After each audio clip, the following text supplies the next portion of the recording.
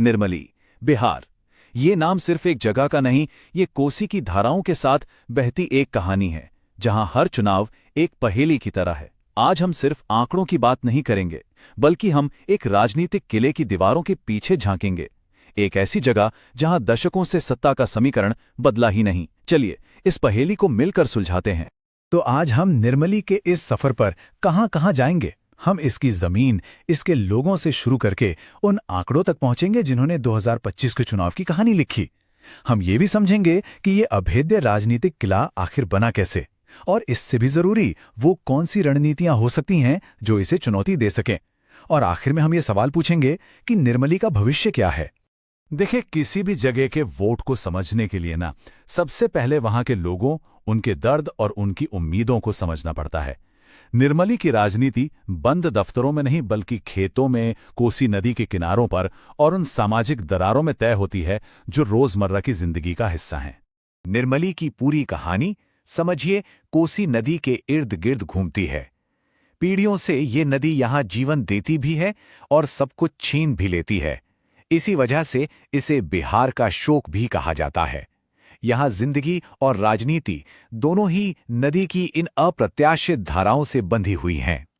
जरा सोचिए, एक ऐसी जगह जहां हर 10 में से लगभग 9 लोग गांवों में रहते हैं, खेती किसानी से जुड़े हैं। वही निर्मली है।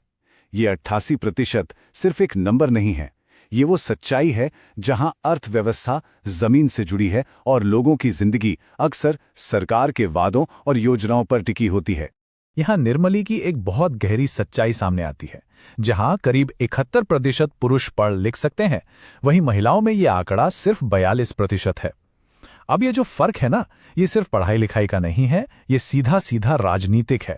इसका मतलब ये हुआ कि कई महिलाओं के लिए किसी उम्मीदवार की ताकत लिखे हुए वादों में नहीं, बल्कि सीधे मिलने वाले फायदों और व्यक्तिगत भरोसे से तय होती है। तो इस पूरी जमीनी हकीकत को ध्यान में रखते हुए चलिए अब देखते हैं कि 2025 में जब वोट पड़े तो नतीजा क्या निकला।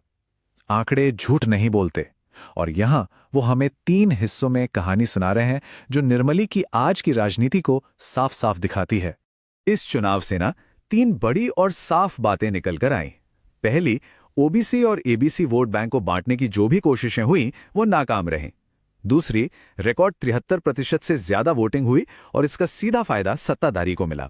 और सबसे हैरान करने वाली बात, बड़ी बड़ी आपदाएं भी सत्ता के खिलाफ वोटों में नहीं बदल पाईं। अब हम आते हैं 2025 के चुनाव के सबसे बड़े सवाल पर, सबसे बड़े विरोधाभास पर। वो ये कि कैसे इतने बड़े पैमाने पर शासन की नाकामियों के बावजूद मौजूदा विधायक इतनी बड़ी जीत हासिल कर लेते हैं। और इस नाकामी का सबसे बड़ा, सबसे जीता जागता सबूत था ये पुल। भेजा बकौर पुल 1100 करोड़ रुपए से ज्यादा की लागत से बना और चुनाव से ठीक पहले ढह गया। ये सिर्फ एक इंजीनियरिंग की नाकामी नहीं थी, ये सबके सामने एक वादे का टूटना था। तो देखिए, कहानी में 2 हिस्से हैं। एक तरफ 13 किलोमीटर लंबा पुल गिर जाता है और दूसरी तरफ वही विधायक 37,000 से भी ज्यादा वोटों के भारी अंतर से जीत जाते हैं। यही वो पहेली है जिसे हमें सुलझाना है। तो सवाल उठता है, ऐसा हुआ कैसे? इसका एक बड़ा जवाब छुपा है इस ग्राफ में। वोटिंग में जबरदस्त उछाल आया। 2020 में जहां 63% वोटिंग हुई थी, वहीं 2025 में ये बढ़कर 73% से भी ज्यादा हो गई। ये 10% का उछाल कोई मामूली बात नहीं थी। ये एक संगठित कोशिश का नतीजा था जिसका सीधा फायदा मौजूदा सत्ताधारी को मिला। लेकिन देखिए, 2025 की ये जीत कोई अचानक हुई घटना नहीं थी। ये तो एक ऐसे राजनीतिक पैटर्न का हिस्सा थी जो सालों से बनता आ रहा था। एक ऐसा किला जिसे भेदना मुश्किल हो गया है। ये कहानी खुद को दोहराती है। आप देख सकते हैं, 2015, 2020 और फिर 2025, लगातार 3 बार जेडीयू की जीत। ये कोई ट्रेंड नहीं है, ये एक तरह का प्रभुत्व है, एक दबदबा है। और ये जो आंकड़े हैं ना, ये कहानी को और भी साफ कर देते हैं। हर चुनाव में जेडीयू का वोट शेयर 47% से ऊपर ही रहा है और जीत का अंतर हमेशा 14% से ज्यादा। मतलब ये सिर्फ जीतना नहीं है, ये एक गहरी सिस्टम में बैठी हुई वफादारी का संकेत है। तो फिर सवाल वही है, अगर लोगों की शिकायतें वोट में नहीं बदलती और चुनावी गणित भी सत्ताधारी के साथ है, तो भाई इस राजनीतिक किले को तोड़ा कैसे जाए? क्या कोई रास्ता है? इसका जवाब सिर्फ शिकायतों में नहीं, बल्कि एक सोची समझी रणनीति में है। एक ऐसी योजना जो डेटा पर आधारित हो और स्थापित सत्ता को उसकी जड़ों से चुनौती दे सके। और ये कोई 100 मीटर की दौड़ नहीं, ये एक मैराथन है। इसके लिए एक लंबी 4 कदमों वाली योजना चाहिए। पहला कदम, एक मजबूत नींव बनाना। दूसरा, माहौल बदलना, नैरेटिव सेट करना। तीसरा, जमीन पर लोगों को सक्रिय करना।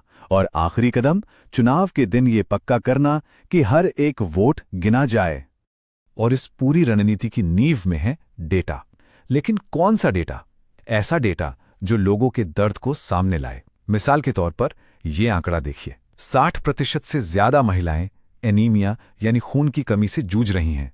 ये सिर्फ एक नंबर नहीं है, ये शासन की नाकामी का एक ऐसा सबूत है जिसे झुटलाया नहीं जा सकता। तो ये योजना जमीन पर कैसे उतरेगी? कुछ ठोस कामों के जरिए। एक तरफ तो सरकार की कमजोरियों को उजागर करना, जैसे कि एक विधायक जिसने 5 साल में सिर्फ 6 सवाल पूछे हों, तो दूसरी तरफ एक विकल्प खड़ा करना, लोगों के लिए एक सपोर्ट नेटवर्क बनाना, नए स्थानीय नेताओं को आगे लाना और सबसे जरूरी, लोगों से उनकी अपनी बोली मैथिली या कोसी में बात करना। तो आखिर में निर्मली आज एक दोराहे पर खड़ा है। आने वाले सालों में यहाँ के राजनीतिक दल और यहाँ की जनता जो भी फैसले लेगी, वही इस पूरे क्षेत्र का भविष्य तय करेगा। एक रास्ता तो वही है जो चलता आ रहा है, जहां लोगों की शिकायतें अलग हैं और उनका वोट अलग। और दूसरा रास्ता एक नए सिस्टमैटिक तरीके का है, जो शासन की नाकामियों को सीधा चुनाव के मुद्दे से जोड़ता है, मतपेटी से जोड़ता है। और ये हमें एक बहुत बड़े सवाल पर लाके खड़ा कर देता है। एक ऐसा सवाल जो सिर्फ निर्मली का नहीं बल्कि पूरे लोकतंत्र का है। आज के इस डेटा के युग में जब हम लोगों के दुख दर्द को इतने साफ आंकड़ों में देख सकते हैं, तो क्या कोई भी लोकतंत्र इस दर्द और हुकूमत करने वालों की जवाबदेही के बीच के रिश्ते को नजरअंदाज करने का जोखिम उठा सकता है?